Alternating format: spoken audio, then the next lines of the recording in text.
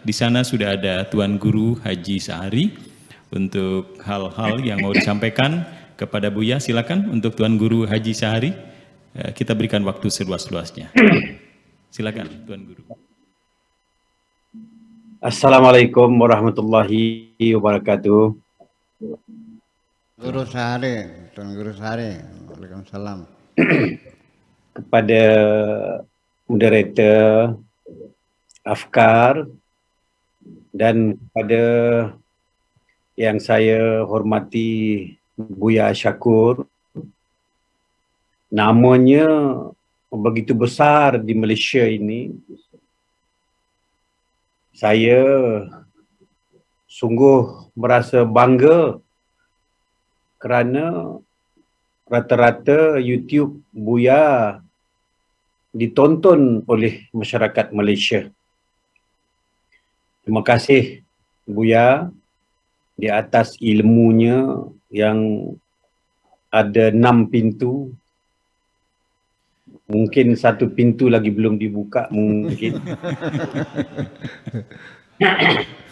Baik, saya mengikuti Gelombang Cinta yang dibaca oleh Ananda Imas tadi, begitu menarik. Jadi pada malam ini saya pula ingin baca Gelombang Cinta Makrifat pula. Baik. Izinkan saya Buya untuk berkalam 1-2 patah. Baik.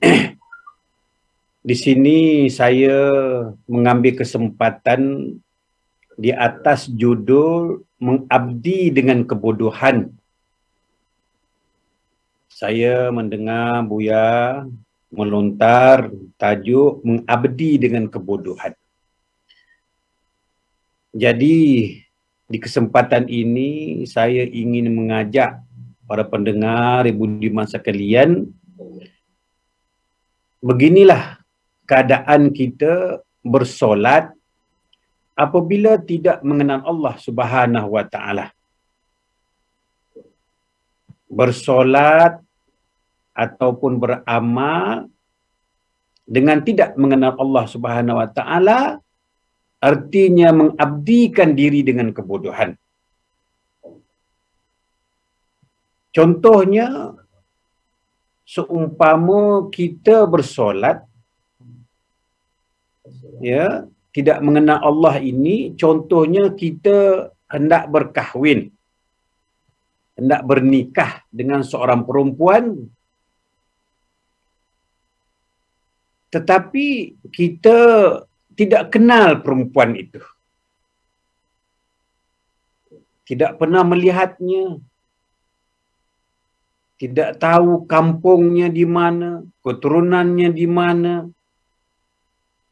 Kita berjumpa ibu kita, menyampaikan hasrat kita nak berkahwin dengan seorang perempuan. Jadi ibu kita bertanya, perempuan itu orang mana? Kita menjawab, tak tahu. Perempuan itu keturunan mana? Tak tahu. Asli dari mana? Tak tahu.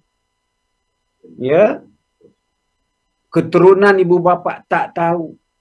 Jadi bolehkah kita bernikah dengan seorang perempuan yang kita tak tahu? Tentunya tak boleh. Macam mana nak menikah dengan perempuan yang kita tak tahu pun? Cuma dengan nama. Nama seumpama Masturah Imas. Hanya nama saja kita tahu. Orang tak tahu. Asal usul tak tahu. Jadi begitu juga apabila kita bersolat, kita tidak mengenal Allah Subhanahu wa taala. Seumpama kita angkat takbir, Allahu Akbar. Macam mana kita nak ingat kepada Allah? Jikalau Allah yang hendak kita sembah, itu tidak kita kenal. Jadi saya nak mengajak kepada muslim-muslimat yang budiman sekalian di kota Indonesia, baik di Malaysia, Brunei, Singapura, yang faham bahasa kita, Jadi saya nak minta pencerahan daripada Buya sekejap lagi. Bagaimana orang yang bersolat yang tidak mengenal Allah Subhanahu Wa Taala nak berkahwin dengan orang yang tak pernah kita kenal? Nah, inilah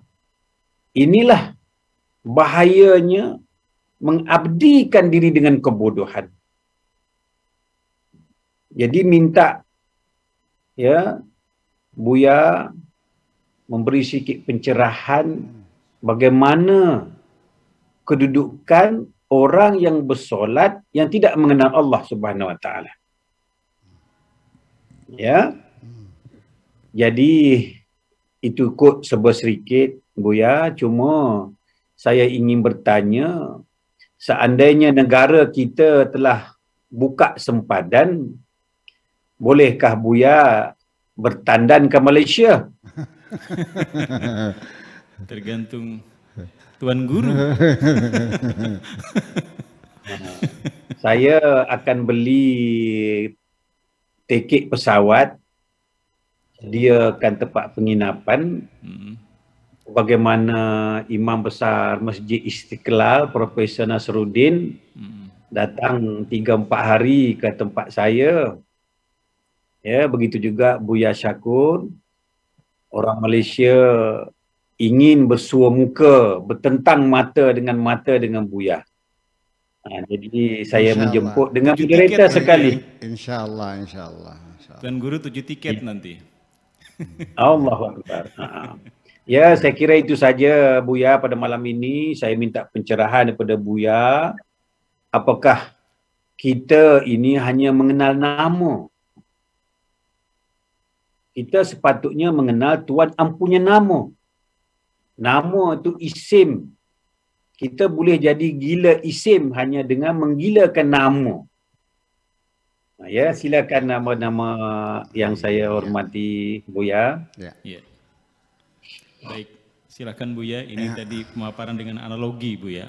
Silakan dijelaskan. Ya, kita bahasan pokoknya adalah seperti dinyatakan dalam nazam. Ya.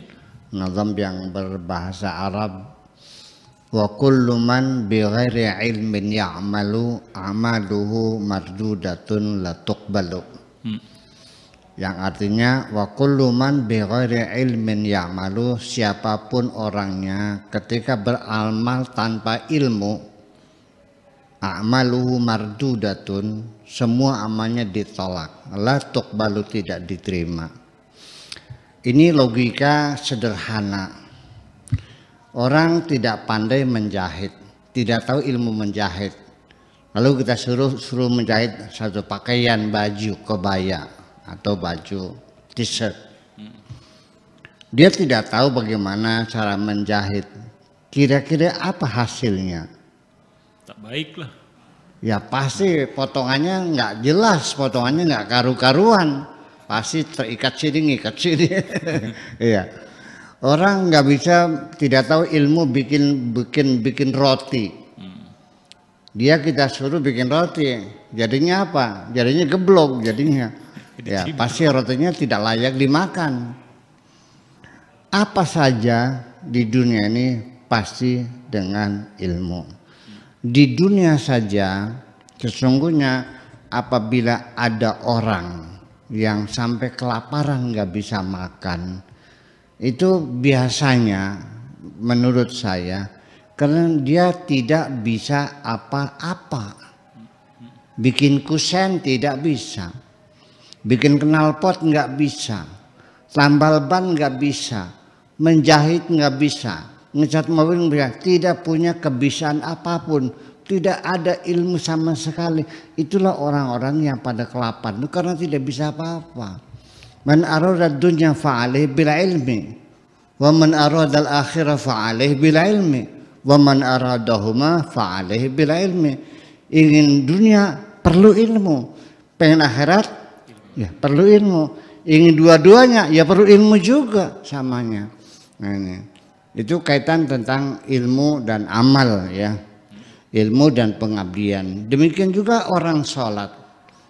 Mana mungkin sholat orang yang tidak berilmu tidak tahu cara bersuci, tidak tahu najasah, tidak tahu mana yang najis, mana yang suci, wudhu itu syarat rukunnya apa yang disuci, mungkin hanya sekedar cuci muka begitu. Lalu sholat fardunya apa, sunnahnya apa, maknanya dia tidak tahu. Saya melihat sendiri di sebuah masjid ada orang sholat Allahu Akbar, dia sambil tengok kanan, tengok. Saya perhatikan ada. Ini bukan cerita tapi betul kejadian saya melihat. Saya perhatikan aja. Dia mungkin baca pada Fatihah. Selesai Fatihah dia ruku. Setelah ruku langsung sujud dia. tidak lagi. Sampai 4 rakaat dia begitu. Ini orang belum tahu ilmu sholat sudah sholat. Jadi itu tentang maksudnya ilmu tentang sholat. Orang yang melakukan sholat tidak tahu ilmunya sholat, bacaan Fatihahnya, mana-mana bagaimana cara ruku, bagaimana cara sujud, bagaimana cara tasyahud dan sebagainya itu semuanya banyak ilmunya. Nah, untuk sementara saya mengatakan kepada masyarakat saya, kalau engkau sudah tersadar dirinya bahwa sholat itu wajib, silakan laksanakan sholat sebisa-bisa kamu. Belum bisa baca Fatihah, baca basmalah saja. Kalau nggak bisa baca basmalah sudah sebut saja Allah, Allah, Allah, Allah terus. Jangan menunggu belajar dulu, nanti kalau sudah pintar baru sholat. Tidak, langsung sholat saja dulu sambil belajar. Nanti setelah tahu ilmunya sholatnya nggak rajin juga nantinya. Nah itu ceritanya menjadi dalam media dakwah seperti itu. Orang yang tersadar ya ingin menjadi baik, ingin sholat, ilmunya belum tahu, jangan ditunggu mau belajar dulu, langsung saja sholat, ikuti berjamaah. Kalau imamnya ruku dia ikut ruku, imam sujud dia sujud, imam nunjuk ikut nunjuk, imam tengok kanan dia tengok kanan, imam tengok kiri dia tengok kiri. Itu selesai. Nah, sambil belajar, jangan menunggu. Itu masalah ilmunya. Adapun tentang orang sholat kemudian dia belum mengenal Allah, nah maka di sini kita mesti bicara lebih rinci lagi. Orang yang mengenal Allah itu mustawayat wa darajat, ya.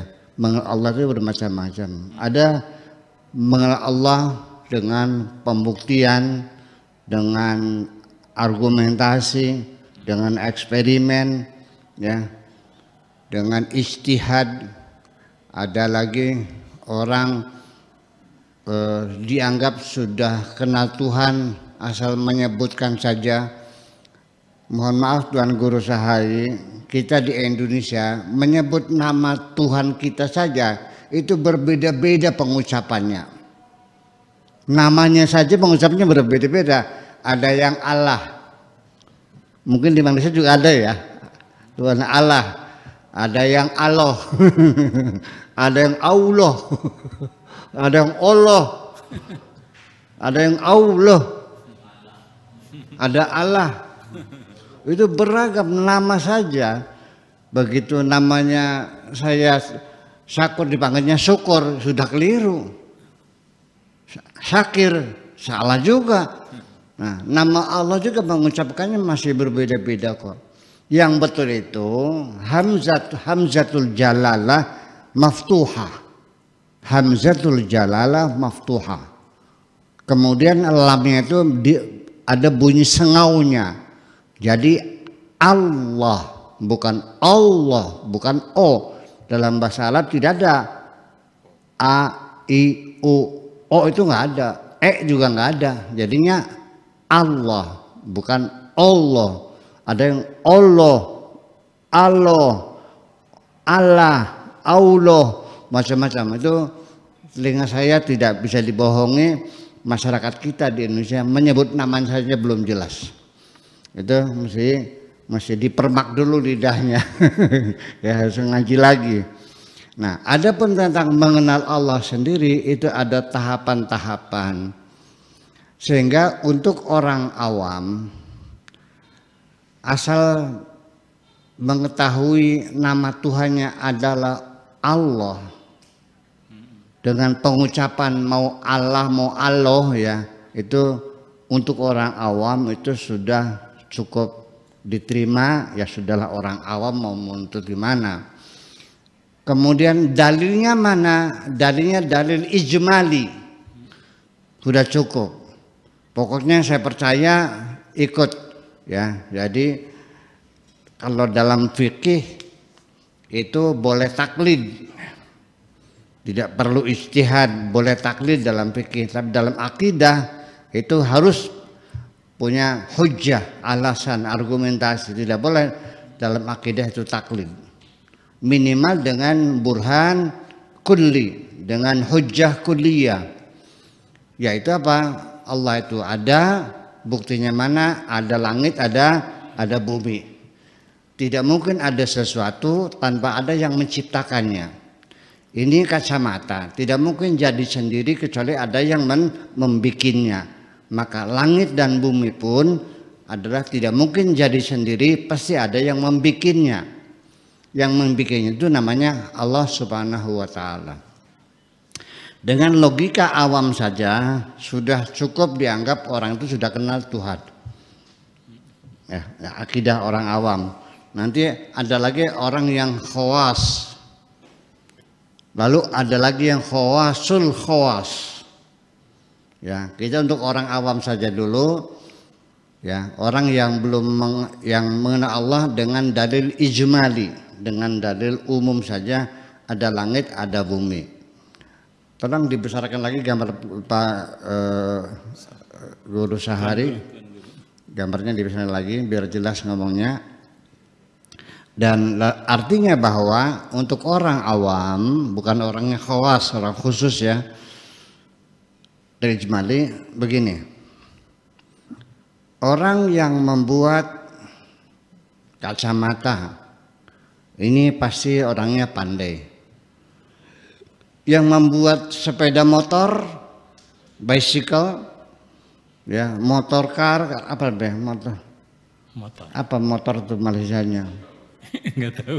Ya motor, ya motorcycle. Itu pasti lebih pintar dari yang membuat kacamata.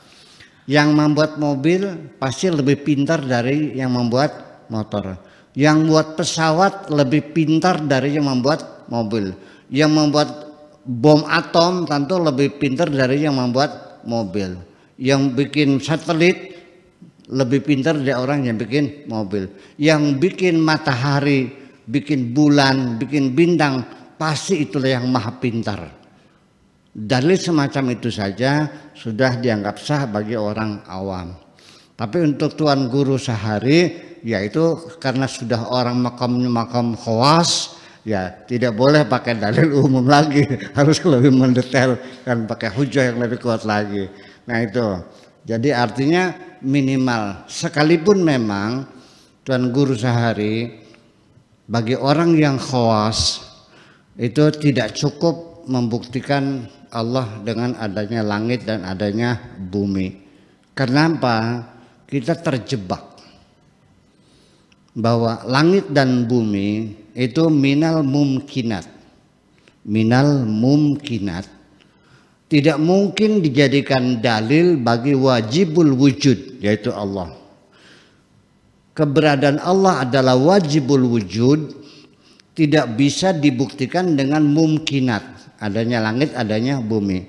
Kenapa mumkinat? Karena Allah bisa bikin langit, Allah bisa tidak bikin langit.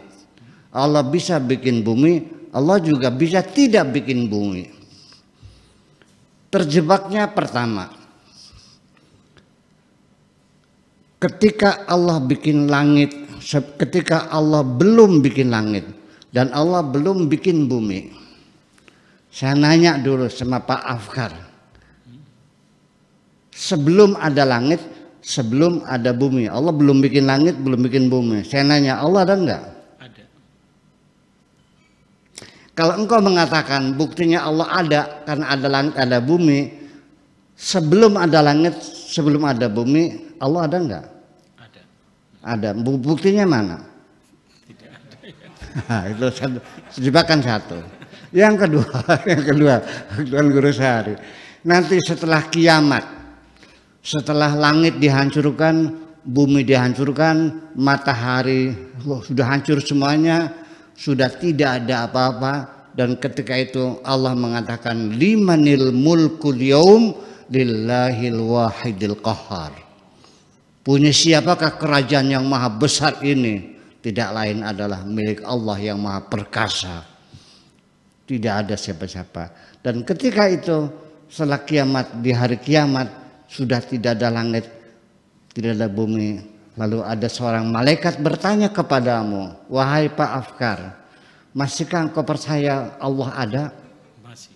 Buktinya mana? Nggak tahu. Tidak menemukan bukti. Berarti kelemahan semacam itu. Ya, jadi bagi orang yang khawasul khawas adalah bid-dhamir bil ihsas wa maknunun fil asrar. Ada dalam sir, bukan dalam kalbu, tapi dalam sir. Sir itu adalah palung di hati yang paling dalam, yang tidak ada orang yang lain yang tahu kecuali hanya Allah yang tahu dan diri kita sendiri. Terima kasih. Ya.